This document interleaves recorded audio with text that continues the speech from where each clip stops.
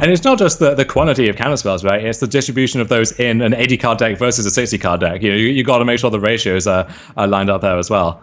Exactly. There are going to be a ton of permanents and these sort of filler cards in Paulo's deck that tend not to line up as well in this sort of matchup. And so, we see two quite similar hands there. We see Domin's Veto and Absorb there in Paulo's hand. And Domin's Veto in particular, not just a card that can answer to Fairy on the draw, which can be all important in the matchup, but just in general, that is a unconditional answer to whatever your opponent's best play is. So that if there's a Mirror Breaker here, Domin's Veto might be it. Right, and we see Paulo leave a Shark Typhoon on top to line up well, or line up against Fabian's copy in hand. And those cards are going to be so important because they are uncounterable ways to pressure Planeswalkers that Elspeth Conquer's Death can't stop. And historically, in these blue control mirrors, the Mirror Breaker, in actual fact, is lands. You just want to be making your land drops and have the mana advantage when that fight eventually comes. And on that axis, Fabian is far ahead in this game, making his third land drop, about set up to make his fourth. Paulo stuck on lands there and nonetheless chose to keep that Shark Typhoon on the top.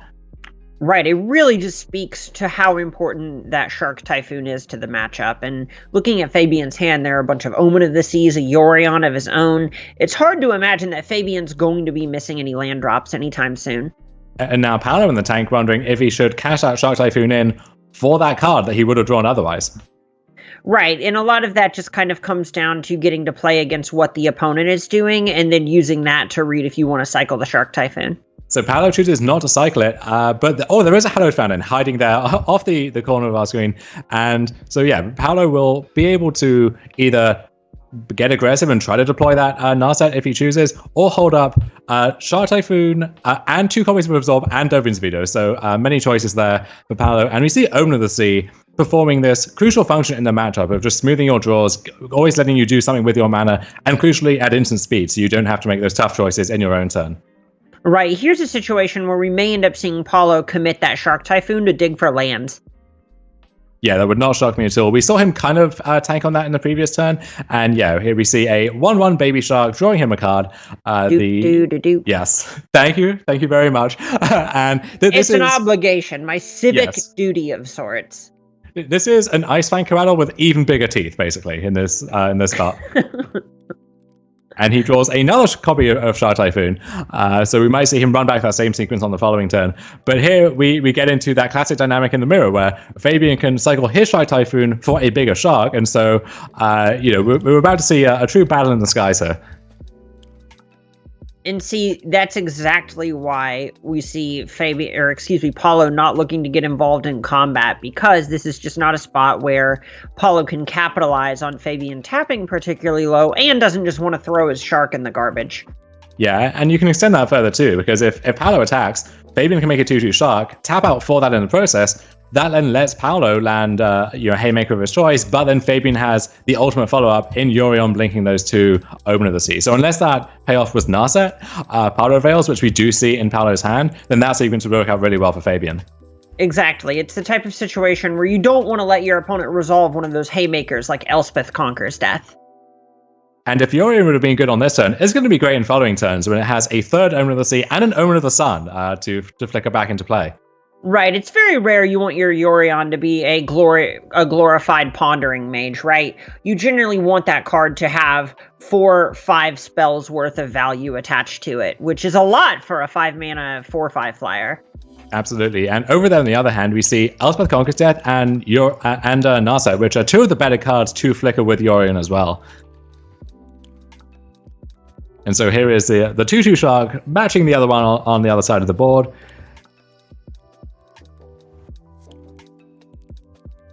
It doesn't roll off the same way. I'm embarrassed. I hope you're as embarrassed for this situation as I am. We need to have a soundboard for future broadcasts that we can just use for situations like this. Not that anyone has ever used a soundboard responsibly. We're going to need some best practices and guidelines for that, but I trust us, Emma. I think we can make it work. I'm definitely the type to try and make beats out of catchphrases. I can't lie. Temple of Enlightenment off the top there, offering another scry, a little bit more card smoothing. And now that the 2/2 Shark is attacked, the 1/1 Shark gets to attack as well. The other one hanging back on defense. Well, most importantly... And there's another copy of Dovin's Veto there off the scry. Right, and the big thing about drawing this extra land for Paulo is that it just is a land. The smoothing is nice. Here we're probably going to see the veto go to the bottom, and that is what Paulo does, because he just has so many reactive cards in hand, and he's going to end up getting choked on mana if he doesn't just start hitting some land drops.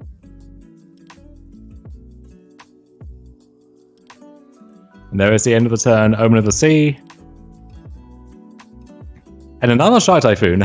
So the fourth Shy Typhoon of the game able to be cycled here. And again, against a hand of one Dovin's Veto that will become two Dovin's Vetoes and two copies of Absorb. Nonetheless, that Shy Typhoon, an instant speed, uncountable threat as and when you choose to deploy it. Right, and this is doing something similar to what we see Convince the Endgame do in the Team of Reclamation Mirrors. Just being a huge, uncounterable flash threat is worth so much. And when we said that this was a mirror where one side had Yorion and the other one didn't, we should be more specific, because both decks have 3 copies of Yorion in the main deck. However, Paulo also has the 4th in his sideboard and has made the extra enlargement to his deck to accommodate that. So this truly is a Yorion mirror, but even within that, there are important details. Right, this is a position where we see Fabian leaning more into the Gab Nassif school of thought of just wanting to have a more streamlined, consistent Yorion deck where you assume you will draw Yorion at some point rather than something that plans to commit 3 additional mana to making it happen. Absolutely, and we've seen previous Azorius control decks in the past few months play finishers like Dream Trawler and cards of that nature. It turns out that Yorion by itself, just as a main deck card, which is also drawing new cards, also gaining life and creatures off Omen of the Sun, that's the tap-out finisher that you want in general, and I guess in this matchup as well. And something worth noting as a difference between the deck lists, I'm glancing over Fabian 75 right now, and I'm not seeing any main deck counter magic at all. Yeah, this is truly a tap-out control deck here for Fabian, and with open deck lists, Paulo knows that, and he can sculpt his future turns accordingly. Exactly. There are 4 vetoes out of the sideboard, but other than that, that's it. It's almost like those 4, count them, 4 main deck Dovin's Vetoes for Paulo. Those are part of the additional 20 cards, as well as his 2 Absorbs, 2 Mystical Disputes that he's chosen to pad out this deck with. Right, when you play a deck with a ton of selection, these Omen of the Seas, Teferis, and so on, you are actually gaining something by having a larger deck like this because you just have access to more of these resources. Absolutely. And in a game that's going to last for God knows how many turns, you know, even if you have a 4 of, which is essentially a 3 of in an 80 card deck, you can bank on funding those pretty consistently. And that's even before you factor in looking at 4 cards of Narset, or looking at 3 cards with Omen of the Sea, and then looking at 3 more cards when you blink your Omen of the Sea. You know, if you have those important tools in your main deck, you will have time to find them in this matchup. You're not under much pressure. Speaking of important tools, let's look at this Teferi that Fabian just resolved. That is going to be so huge for just informing Paulo that everything he does is nothing he does is going to be responded to. Absolutely. And on the other side, Narset Powder Veils being attempted, I'll say, for Fabian Klein. Not sure if this one's going to resolve or not. But historically, Teferi and Narset, that duo of 3-mana Planeswalkers, these are the defining cards in these blue control mirrors over the past year and change. Right, these are just the hate cards, the glue that hold everything together, because while they are also doing something interactive, or at least having their own effects that draw cards, smooth out your hand, etc., they also just prevent the opponent from playing on one axis or another. And the threat of those 2 Planeswalkers is part of why Dovin's Veto is such an essential card, where on the draw, you need that 2-mana counterspell, though, is a hard answer to those. And then also, once you do land your Narset or land your Teferi, Dovin's Veto is the best card to find with Narset and to protect your Teferi. Exactly. These are just the cards that make sure you get to keep untapping with these and accruing more value with them. And we're kind of seeing the dynamic which, if you think back to control decks versus mid-range decks in the past, typically that favored the control decks because their counterspells would just trade off with the expensive mid-range cards, and then the control deck could play their own mid-range finisher to close out the game. And Absorb and Dovin's Veto really let Paulo play that kind of playstyle here. That being said, Fabian has a lot going on, and Paulo is fully behind on board, and actually, you know, he has 8 cards in hand now, but he needs to deploy those well, or this game could end in Fabian's favor. Right, this is the type of situation where Paulo is up infinite resources, but needs to actually do something relevant on the battlefield, or he'll just hit 0 life. Fabian isn't allowing Paulo to get any type of real value off of these absorbs because he doesn't need to commit anything additional on the battlefield. Yeah, and I think we're about to see a surly 3/3 teenage shark enter the battlefield here on Paulo's end step. And with that and the 1/1 token, Fabian's applying some serious pressure. And if he can get Paulo to take the shields down, to force him to play the Shadow of the Sky so that he can land. Oh, and we see that Teferi off the top there for Fabian. Perfect draw in this situation. That's really going to allow him to resolve something, whether it's this ECD, this Yorion Sky Nomad. Fabian sequences his threats properly. I think he is in charge of this game. Right. This is a situation where you're frequently just going to see a Teferi come down, force Paulo's hand on this counter magic, and then slam something like Elspeth Conquers Death to develop onto the battlefield and threaten another Teferi 2 turns down the line. And that Omen of the Sun that he picked up off the Narset, typically that's one of the cards you most want in your aggressive matchups, but it's also weirdly useful here just in terms of pressuring Planeswalkers, being this instant speed threat, and if Fabian plays that on Paulo's end step, he untaps and threatens to blink it with the Orion. That's another 2 creatures that Paulo has to deal with. Right, this is a position here that's just forcing Paulo to interact with multiple things while also wanting him to catch things before they come down, i.e. that Yorion. Absolutely. So that Dovin's Veto used on the Teferi there, but now Paulo does not have 3 mana for Absorb, and so Fabian he has his pick of the litter in terms of what he wants to resolve. What do you think he's going to go for out of all of these appealing options? I imagine Elspeth Conquers Death is the thing you want to go for here. Paulo slamming that Dovin's Veto makes it look like there may be another veto in the wings, but playing a Yorion, blinking these Ordeal of Thassa's, Omen of the Seas, is just, you're not actually going to get a ton of cards out of it, which is it makes me nervous. Yeah, we are scrying a lot. We're scrying 2, and then 2 more, and then 2 more after that. So if there's a card that we are desperately digging for, we have decent odds of finding it. But you're right. This turn would be a lot more impressive if we had been able to take down that Narset and then follow up with this Yorion. On the bright side, this is going to force Paulo's hand on the Shadow of the Sky, more than likely, which will allow this Shark Typhoon to possibly run away with things. It is. On the other hand, if your Paulo untaps, plays Shadow of the Sky, and then can hold up Absorb, or maybe follow it with something else, we then need another turn for Fabian to untap and then pass the turn and cycle the Shark Typhoon. So then Paulo has a window to maybe find something that can answer it. Sure, absolutely. One of the big draws is just that Shark token has flash, and look at this Castle Ardenvale. Actually, that's a great way to just apply a form of pressure that doesn't actually require casting a spell.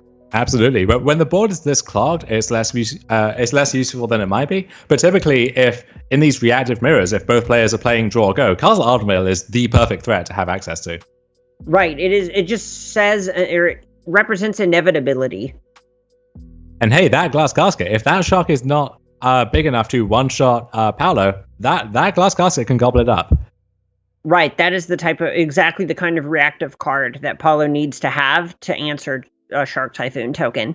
Yeah, and that Omen of the Sun might provide that crucial life buffer he needs to get that chance to untap and play that Glass Casket. So, Casket and Omen of the Sun, usually not the tools you're looking for in this matchup. In this situation, though, given that Paulo has so many of these good tools and just needs the time, that's what he needs. So that's what he wants. Mm-hmm. Teferi, Master of Time, an interesting pickup here for Fabian too. Not the best in the face of that onboard Narset, but hey, you can activate it on your opponent's turn too and still get the value from it. Yeah, it's certainly a spot where you don't want to be rolling that up on your turn. But how about a Teferi off of this Narset? Hey, we take those. That could force the Absorb and then allow for an Elspeth Conquers Death or something else to come down. For sure, and then we might get into this all too familiar ECD back and forth, where I ECD your Narset or your Teferi, then I ECD your ECD, and so on and so forth, until all the ECDs possible have been exhausted here. Oh no. Oh no. Yeah, Fabian is just discarding a card here, which I mean, if you're really keen to push towards that time stretch, which it looks like he's not, I think maybe this was just a mental misstep on Fabian's part. Waiting for that pay to life and oops emote. So he does have an interesting choice here, but not one that he wanted to be faced with. No, not in the slightest. That has got to feel bad if you're in Fabian's seat. But Narset in general is just one of the hardest things to remember. Yeah, these games end up getting so complicated, so decision intensive. I would be shocked. Who among us has not jammed card draw into a Narset before? Many of my judge friends, even many months after the release of Rosa Spark, still said that just Narset still accounted for a very sizable chunk of their judge calls by itself. Just that one card and its static effect, which is so easy to forget. So, unfortunate blunder from Fabian, but this is where this is a true test. Can you shake that off and get your head back in the game and tighten up for the rest of it? Because you can't let that one mistake derail your thought process and then lead to a second mistake and a third mistake and so on and so forth. And look at Fabian leaning into Castle Ardenvale over just cycling Shark Typhoon or something like that. This is Fabian sending a loud message that he's very interested in inevitability. Yeah, and that Teferi Master of Time will be ticking up over the next few turns, so there is an incentive on Paolo to make something happen soon. Right, just having a way to actually catch up on the battlefield is what Paulo has to have on his mind. The game isn't lost, but when you're behind in the Planeswalker War and don't have a Castle Ardenvale, you gotta feel like the onus is on you to find a way to catch up. And look at that, a third copy of Elspeth Conquers Death there for Paolo. And I imagine at this point he has sussed out that there is at least one copy, if not more, of Elspeth Conquers Death in Fabian's hand. That just has not really been a convenient time to deploy it. So I think he's expecting that exchange that we mentioned of, well, okay, I'm going to ECD your thing and your ECD my ECD and so on and so forth, with 3 copies waiting in the wings. I think Paolo expects to win that exchange. Right, and there's even the point where with this Yorion in exile and the number of lands that Paulo has available, Paulo is in a great spot to actually have the final Elspeth Conquers Death when the dust settles. Yeah, and we are on, it must be in the double digits for the turn count at this point, and there has still not been a convenient window for Paolo to pay that 3 mana to put the Yorion into his hand. Right, every single 3 mana increment that Paulo has had just represents an absorb, and if you're holding up 6 total mana, you're just going to fall so far behind that you can't come back. And another Teferi Time Raveler for Fabian Klein, so that forces Paolo's hand on the absorb, and now the shields are down. Fabian can resolve his own Elspeth Conquers Death, or Narset if he prefers that instead. I would be very impressed if we didn't see an Elspeth Conquers Death try to answer this Elspeth Conquers Death. Or both, in fact, if he wants to try for that. Yeah, here we go.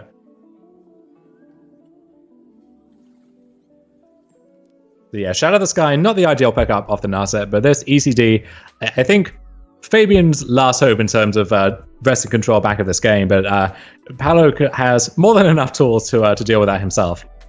Right, with this glass casket there, it feels like Fabian's hope of randomly closing this with a Shark Typhoon or something like that just isn't as realistic as it was a few turns ago, and I really feel like this game has slipped away from Fabian. And without even trying, Paolo has got himself back up to 13 life, which Fabian can make a big shark, but not that big of a shark. Exactly. It's just all the incidental life gain from this Omen of the Sun, this absorb, all these effects you would normally be happy to play, having just that little bit of extra value tacked onto them. And that Shark Typhoon for Paolo means if he gets desperate, he can always just make a tiny shark to jump in front of the much larger shark and then untap and deal with it at his leisure. So there's I ECD, your ECD, hold up, absorb, and that Yorion just hanging out there on the sidelines. Fabian knows that if Paolo gets time to do it, he can put that into his hand, flicker that ECD, as well as the Narset and both of the Omens, and that's, I imagine, going to get the job done here. How do you feel about 2 Shark Typhoons? This has to be the 4th or possibly 7th or 8th Teferi Time Raveler for Fabian Klein, but Paolo can shrug that off too at this point. And something here that has actually had an enormous impact on this game is this Narset that is just hung out on Paulo's side of the battlefield. Fabian has just not been able to draw any of the other incidental cards you would get from something like Teferi Time Raveler, all those Omen of the Seas being blinked by Yorion and so on. Absolutely. And yeah, those dueling Narsets, those are such massive constraints on what both players can do in this game. That, you remove those pieces from the board, I think this game looks very different from both sides. Exactly. The fact that it almost feels like a dig through time with a hate card stapled onto it. Remember when, look, it would not surprise me if Dig Through Time is banned in at least one format on Monday, but remember when that was the high watermark in terms of broken Magic cards that were signs of power creep gone too far, and now that we have effectively the same thing tacked onto what is already an undercosted hate piece in these blue mirrors. I'm not even going to get on my Narset soapbox here. I'm not going to do it. I understand I started us down this path, but for the sake of the show, let's talk about this token attacking Teferi. Oh yeah, and getting ambushed by another token. Protecting the Teferi, keeping that one around. And we don't even need to get into Teferi Time Raveler by itself, which, you can say what you want about the criteria for what makes a card worthy of a ban, but I think if we woke up tomorrow and Narset and Teferi were just deleted from Magic, I don't know how many complaints there would be, honestly. Honestly, like several. I don't know if you've seen, never mind, seen the internet, but everyone will complain about something. Oh, I know. And if there's nothing to complain about, they'll complain about exactly that. Exactly, you get it.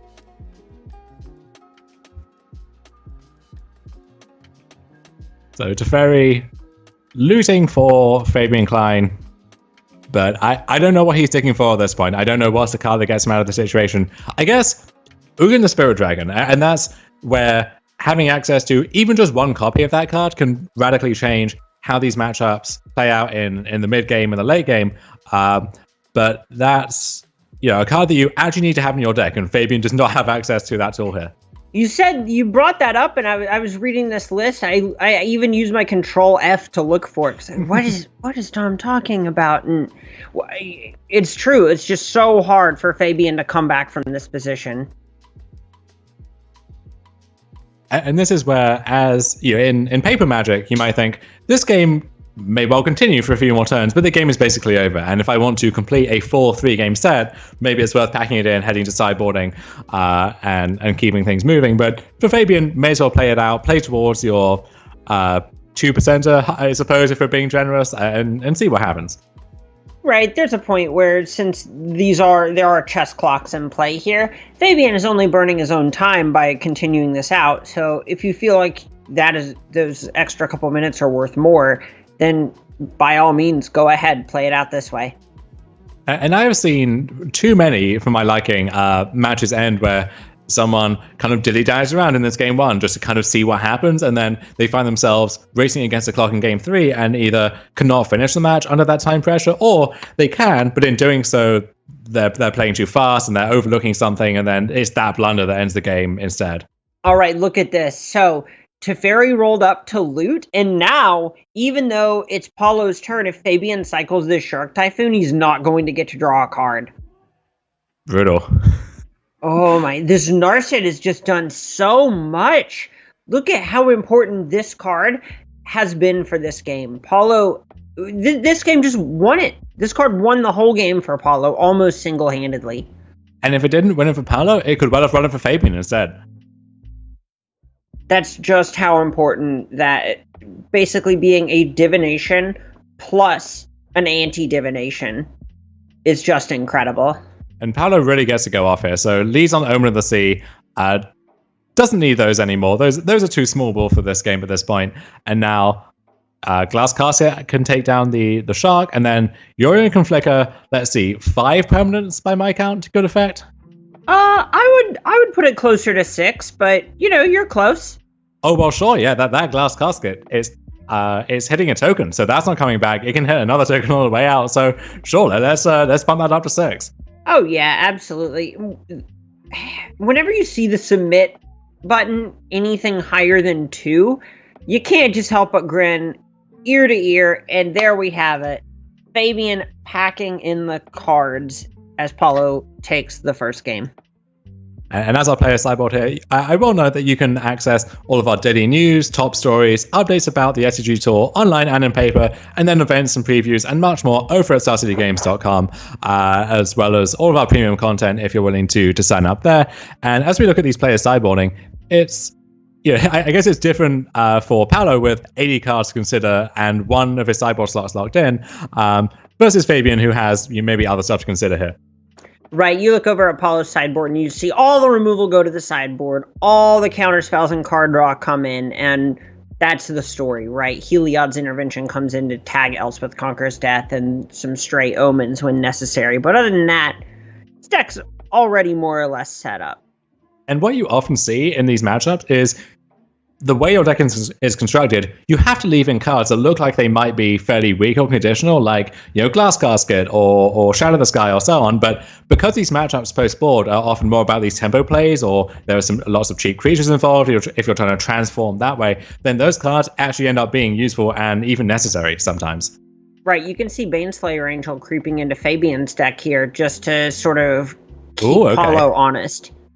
Interesting. Yeah, we see that dynamic come up a lot with Joriel and Nightpack Ambusher in the green decks. But even here, you see that rearing its head, and Shark Typhoon means you at least need some removal to keep that in check. I am a little bit anxious over specifically the card Baneslayer Angel, just because it doesn't line up well against so many cards that are already hallmark features of this matchup. Elspeth Conquers Death and Teferi are the first ones that stick out to me as cards that could be super problematic for a 5-mana card that doesn't have an immediate impact on the battlefield. We've seen Teferi render any creature that doesn't have an immediate impact on the board basically unplayable for the past year and a bit, and Baneslayer Angel solidly fits into that category. And indeed, when you think about this Mole Drifters versus Baneslayers dynamic that defines a lot of Magic design, Baneslayer is the titular card there for a reason. So, yeah, I would be surprised to see Baneslayer Angel come in and do good work here.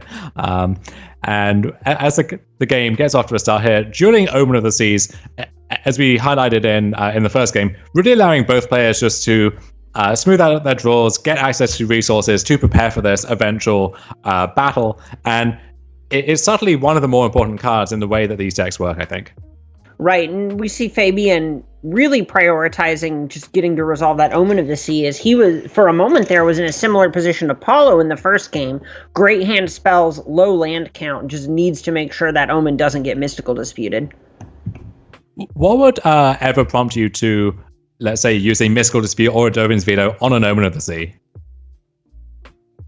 The opponent mulliganing low, having a glut of too many of those spells, or being flooded, only having one Mystical Dispute and wanting to signal strength. Yeah, I bring it up because you see on Fabian's side, 2 islands into Castle Vantress for this start, maybe signaling that doesn't have more lands or that he's having some mana issues. So, if Paolo had a Dispute or a Veto to spare, maybe that enters the equation. Right, there's a point where if Paolo had something like a Teferi or a Narset, we might have seen it just get slammed there. Yeah, and Paolo has written on SCG Premium about under what circumstances do you fire off a dispute on something like a growth spiral in those Simic or Team of Mirrors. And that's a dynamic that we're kind of seeing recreated here too. And it's a very important decision, and one that comes up a lot in these matchups, and yet you never really hear people talking about it all that much. Right, it's just something that's very subtle. It's not flashy when somebody Mystical Disputes an Omen of the Sea, and a lot of times it's wrong, but recognizing the times that it can be incredibly strong for how you're posturing, that's where the money is.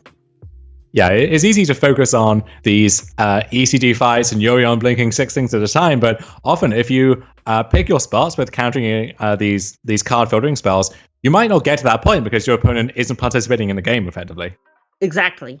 Okay, and here's Narset Power Veils, and that sticks for Fabian, who had to be a little scared, I think, about playing this just into open mana, but he does have that veto to defend it, and also the Teferi to follow it up with. So lots of great tools here for Fabian.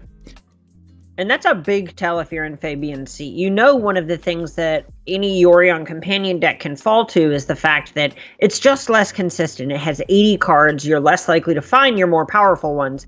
Narset immediately resolving says that Paulo is likely Counterspell light.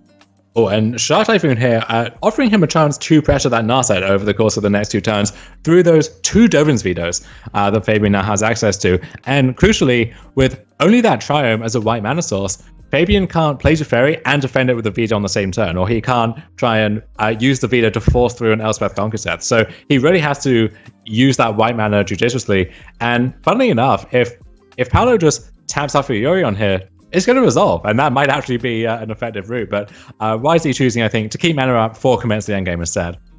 Right. There's a point where you just want to make sure you're not playing into something like Mystical Dispute. One top, one bottom there off the scry for Fabian. And Temple of Enlightenment offering a little more card selection and that crucial second white mana source. And he's going to pull the trigger on third white mana source, sorry. And he's going to pull the trigger on Teferi now. Paolo forced to respond with the Commence the Endgame, but now Teferi can just bounce the gigantic army that was made of Commence. And Narset preventing the second card being drawn from Commence. So in a lot of ways, that Commence really was just a Shark Typhoon. A much worse Shark Typhoon. And I don't think this endgame is anywhere close to Commence. I think we're going to see a slugfest here for quite a while. Yeah, we are gonna. There's so much back and forth. There's a lot of game left here. With two Elspeth Conqueror's Deaths in Paulo's hand, it's hard not to imagine that at some point he's going to try and find a way to weave those into resolving. And a choice here now of, do you attack the Teferi with the Shark, or do you attack the Narset? I imagine, since a lot of what he's trying to do is set up a way that these Yorions need to be countered or can be very punishing, you're going to go after the Narset. And right now, he doesn't have any of those counter spells that the Teferi takes out of play. Exactly. That's the point where, for a while, Teferi just isn't actually that threatening. The roll-up is not that bad, since there aren't very many sorceries in this deck. And here it is. You have a bunch of mana, 5 cards in hand. I'm going to tap out for Yorion, and that's going to resolve. And a lot of things are going to be moving between zones here. Paulo about to get a cool disc step. Oh, yeah. All thanks to killing that Narset. The 2 more life, 2 more creatures, basic planes of Birth Melodius. We're going to scry 2, draw 1, scry 2, draw 1. I have to say, I know the play patterns with Yorion got kind of obnoxious when you could just play it for free as your companion reliably every game. I love Yorion as a card, though, and seeing it used in like this, I'll say fair in air quotes capacity here, that tickles me pink. I really love saying that. Oh yeah, this is great. This is what everyone always wanted Ghostway or Eerie Procession to be. Absolutely. So Elspeth Conquer's Death, can take down the Yorion, but there are still a bunch of permanents on Paolo's side. He has a follow-up Yorion and a Teferi and now a Narset too, to power through that counter magic on Fabian's side. Right, and Fabian's hand is forced here on this Teferi, similar to what we saw from Fabian last game, but Paolo just has so much mana, so many must-answer threats, it's hard to imagine Fabian being able to check every single one of them. Yeah, and here's the window now, so Paolo can attack down the Teferi and kill it, get in some damage at Fabian too, and now ECD your ECD in the process as well. And once again, Paolo has 2 more ECDs in reserve, even if this is the axis that we're fighting on. And this is the strength of Elspeth Conquer's Death. It's an answer and a looming threat, that with disruption in between. Absolutely. So Fabian keeps the card on top, seems to be happy with that one. Will attempt his own Teferi here. But what do you bounce? I don't think that's a really good candidate. Oh, your own card. I suppose, yeah. And you're not happy with it, but it's value. Right. But now that Teferi is ripe to be attacked down by that shark or by those soldiers. All you're doing is trying to build the world's most inefficient Chemistress Insight, which is already saying something. I just want to draw some cards, Emma. Just let me pay 8 mana to draw some cards in peace.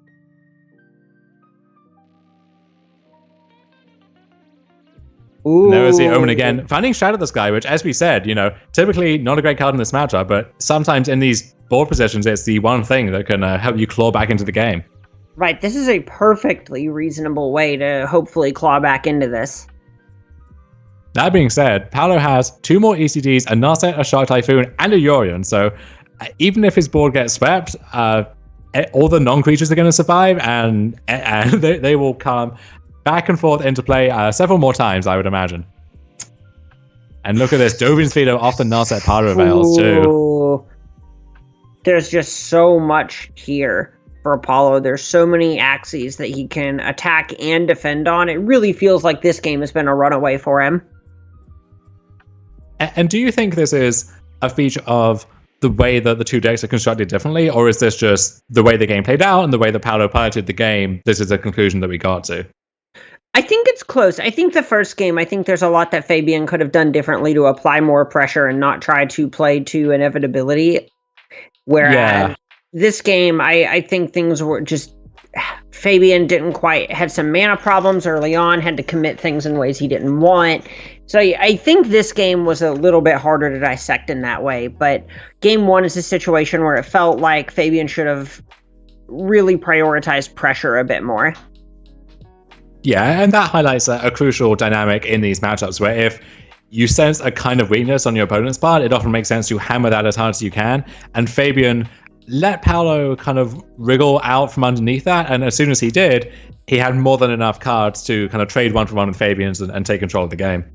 Right. Anytime the opponent has something like a Yorion Companion, you can always assume that they're going to be a little bit more set up to grind than your deck is, just by virtue of having that extra resource available to them at any moment that you show weakness.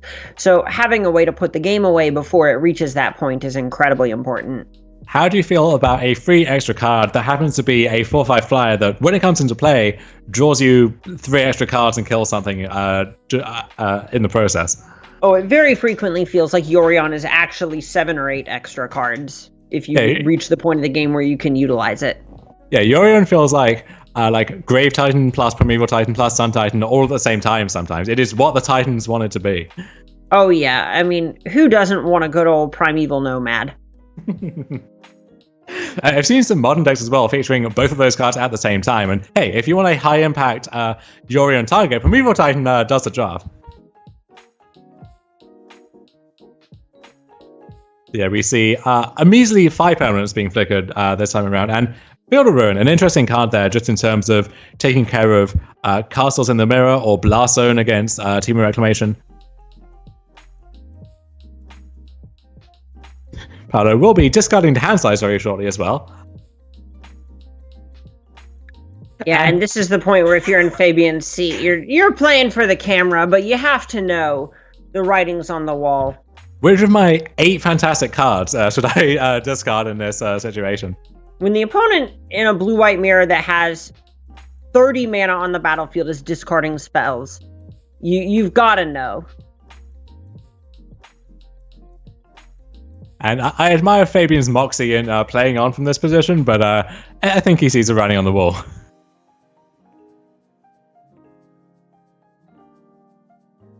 Sure, that's fine. Resolves. Or not. I mean, I guess we could just attack for lethal instead, but or close to it.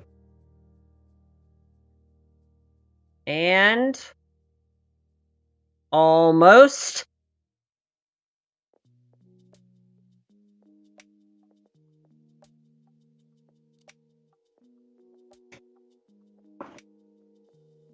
All right. There we go. So yeah, Fabian Klein will fall to Paolo Vidal Damo Rosa on the larger and in-charger build of this Azorius control deck with Yorion Sky Nomad. Paolo Vidal now up to 4-1, looking good to come back to another top 8 here. And if I was in the 4-1 bracket, I would be terrified of having to get through Paolo. Yeah, this is a situation where of all the players that you don't want to have to play against in a blue mirror, it's the player who just won the world championship in the matchup, right? That's just got to be a nightmare. But this is part of the fun of these tournaments, is from the comfort of your living room, you can play against the world champion. And if you're trying to cut your teeth as a competitive Magic player, this is the best way to improve, is to take a drubbing at the hands of Paolo and then go back and watch it afterwards and study what you could have done better. Right, and it's the sort of position where even if you slide down to that X&2 record that Fabian did, you're still live for top 16, you're still live for a ton of SCG points, bunch of cash. You can't feel too bad about being knocked out by the world champion and still being able to play for so much. Yeah, and this Azorius control deck in either of his incarnations does look to be a very solid choice at the moment. Yeah, absolutely. Both of these players were 3-1. Now we have a 4-1 and a 3-2. But that's still winning records on both sides. You can't be too upset, and you got to be at least satisfied with how your first few matches have played out. Yeah, and looking at that list from Paolo, you can see how he thinks he has the tools to go toe-to-toe, not just against these mid-range and ramp and control decks, but also against the aggro decks of the format too. And I guess when you have 80